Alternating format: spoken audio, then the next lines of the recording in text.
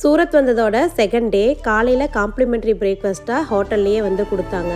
நிறைய ஐட்டம்ஸ் இருந்தது. ஆனால் அந்த ஐட்டம்ஸ் எதுவுமே பிடிக்கல, ஒரு மாதிரி இருந்தது.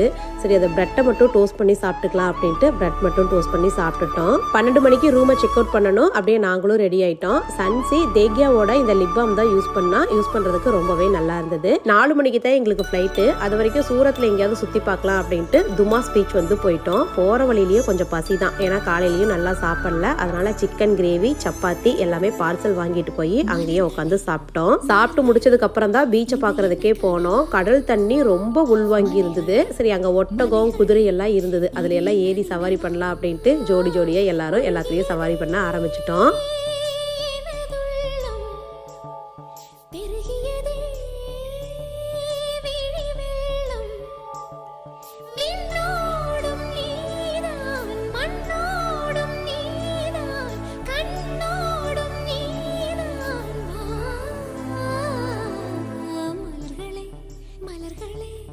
இது என்ன கனவா?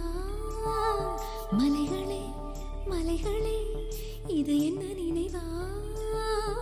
உருகியதே எனதுள்ளம், பெருகியதே